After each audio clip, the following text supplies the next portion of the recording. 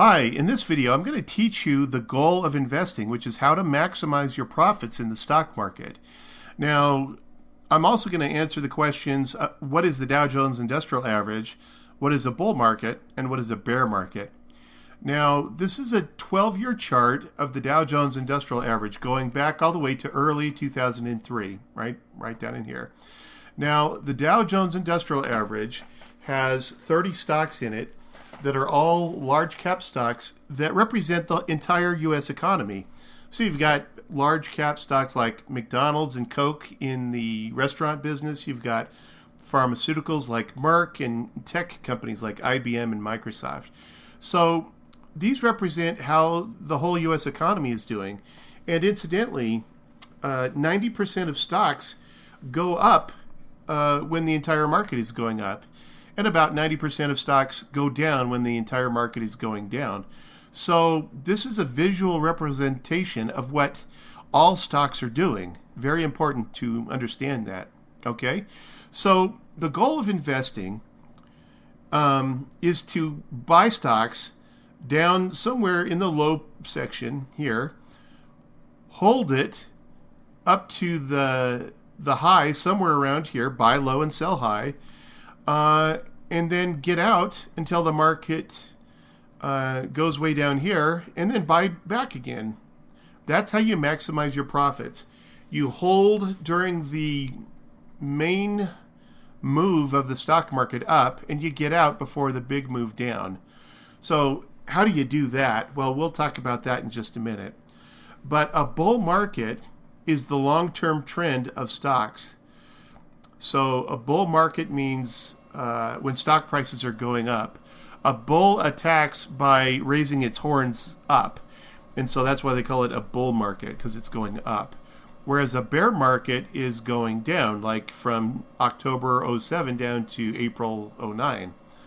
Or I guess it was March, somewhere down in there. But they call it a bear market because bears attack by clawing its hands down. So that's why they call it a bear market. Now, this is a bear market here, and then we've been in a bull market since the spring of 2009, all the way up till early 2016. Okay, so that's a bull market and that's a bear market. Investors want to buy somewhere down here.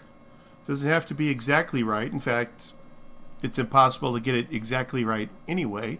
So if you buy anywhere down here and then sell somewhere near the top, then you're going to make a lot of money as long as you get out before this nasty bear market comes along. The reason why that's so important is because every time these bear markets come along, they wipe out, by definition, at least 20% of your money and up to 50% or more of your money. The last bear market wiped out about 55% of people's money in their brokerage accounts. And many times that's a retirement account. So long term, that's very bad.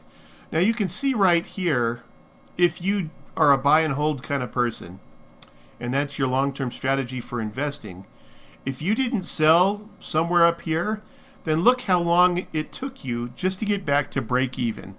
Okay, so that's September 07. And crossing over to here, it's February 13.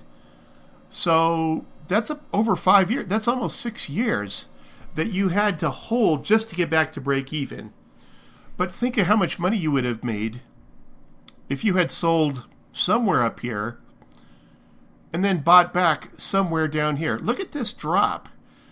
14,000 on the Dow, down to the lowest point, about 6,600.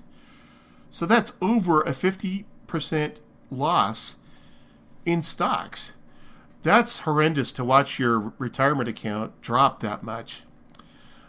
So missing this big bear market, that's important. The last two bear markets have been about 50%. Okay, so that's how you maximize your profits. Now, the question is, how do you do that? How do you know when the market is up here and it's time to sell, or it stopped falling, it's the end of the bear market and the beginning of a new bull market, how do you know it's time to buy again? Well, the stock market is based on corporate profits. Stock prices move based on profits of the underlying companies. And that is based on, profits are based on the economy. Is more money flowing into the economy? If so, stock prices will go up. Or is more money flowing out of the economy? If so, stock prices will go down. And corporate profits, stop going up, then the stock market will go down. So this is what you need to know. You need to be able to identify when corporate profits stop going up. Because what we see oftentimes is that stock prices get rounded at the top because corporate profits have stopped going up. Their rate of increase is going down, if that makes sense. It's like going down the freeway in your car, but you're not stepping on the gas, you're starting to step on the brakes. You're still moving forward, the companies are still making money, but they're doing so at a slower rate. So it's like tapping on the brakes slightly. You're still moving forward, but you're doing so at a slower rate. Okay, let's look at the stock market over the past year in 2015.